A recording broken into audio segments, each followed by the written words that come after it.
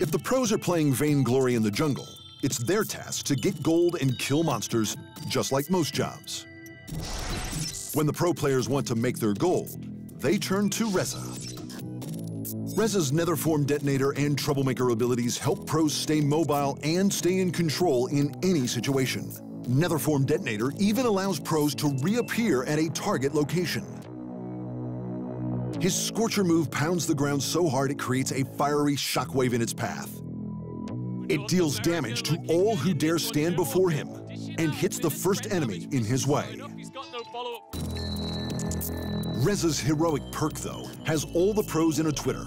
It combines his Scorcher move and Troublemaker move to great effect, applying Firestarter to nearby enemy targets and dealing both crystal and regular damage. Meanwhile, Grumpjaw is also seeing a lot of pro play, and not just because it's so adorable. When he gets grumpy, he charges forward, hacking and slashing to slow and damage the enemies before him.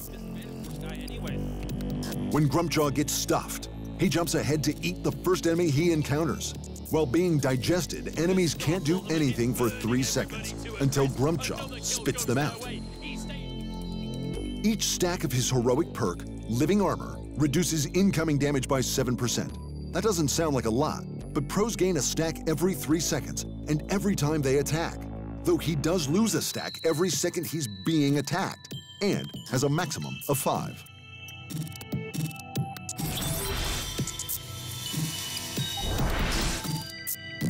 There are some decks in Magic the Gathering that show a pro player means business, and there were only 2 out of the top 16 players at the Mythic Invitational at PAX East that didn't have at least one of these in their arsenal.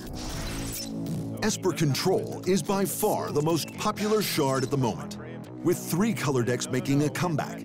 Esper is primarily blue, with white and black as backups, and the aim is to counter spells and control the game. Absorb sums up the feel of the deck perfectly. It counters a spell and allows the player to gain 3 life. Search for Azkenta is another popular choice. It's a legendary enchantment, and it allows the player to see the top card of their library and put it in the graveyard if they choose.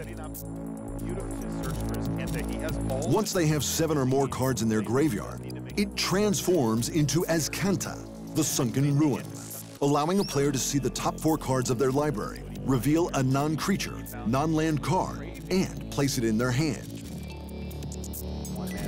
The star of the show, though, is Teferi, hero of Dominaria. This Planeswalker is an obvious and powerful choice for the deck, drawing cards for its +1 ability and exiling opponent's permanents every turn for his ultimate ability. White Aggro is a deck that focuses on cheap, small creatures who can evade combat. The aim of the deck is to deal quick damage and then get out. Benelish Marshal is a must-have, and most pros will run a full playset of 4 in their deck. This Human Knight is a 3-cost card that increases the power of all other creatures you control. That is a lot of power for not a lot of mana. History of Benalia is a great saga enchantment for players to include. Each turn, it gains a counter, and when it reaches 3 counters, it destroys itself.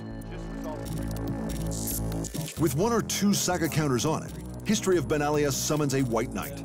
With 3 saga counters, it gives all knights you control +2/+1 until end of turn, setting players up for a devastating attack step.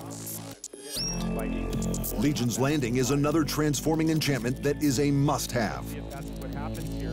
When it enters the battlefield, it summons a weak white vampire creature, and then transforms when you attack with 3 or more creatures.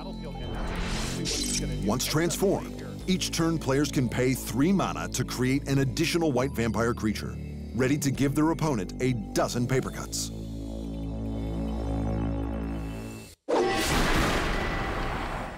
Thanks for watching.